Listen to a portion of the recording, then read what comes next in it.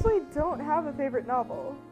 I don't have one. I think part of it is because there's so many books out there, I can't pick just one that's my absolute favorite. And then there's so much stuff I haven't read yet that it could change in the future. So I have just like a list of books that I love to read, but I don't have one in particular that's my favorite.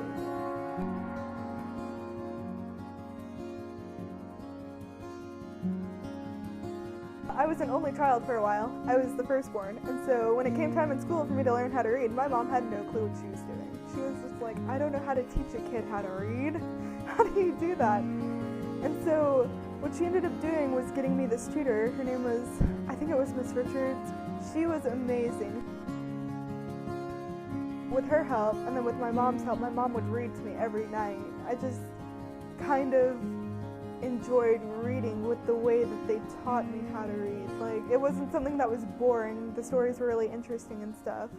And so just having my mom read to me every night and the extra support from like the tutor I had teaching me how to read, it was something that was fun to do, and it wasn't something that was boring.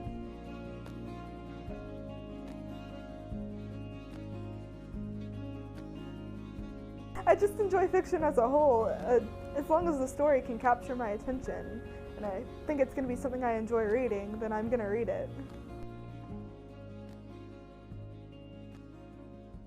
I think historical fiction's really interesting because it combines the two of them, sort of, in a really interesting way. Like, part of it is realistic, and you can get some knowledge of what actually happened in the past from it, but it's also got that fictional twist on it that helps make it more interesting.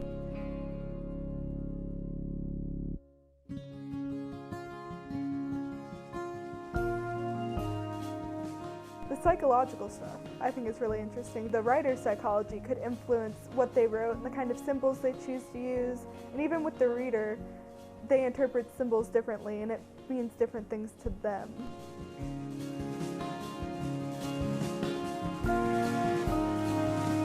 I'm a really bad English major because I like reading young adult novels and fiction. That's what I've mostly read.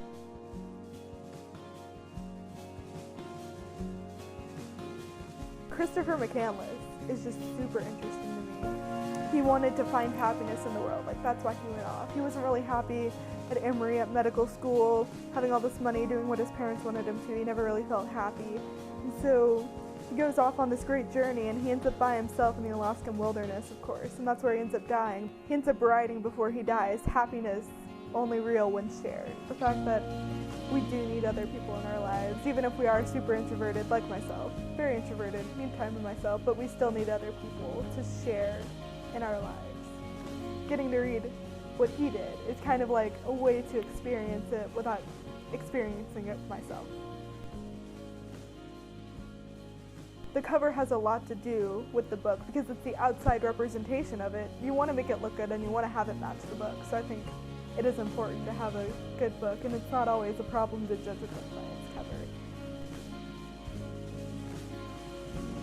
It's interesting to reread books, I think, when you're older and kind of see them differently than when you were younger. You notice more things and take more things in.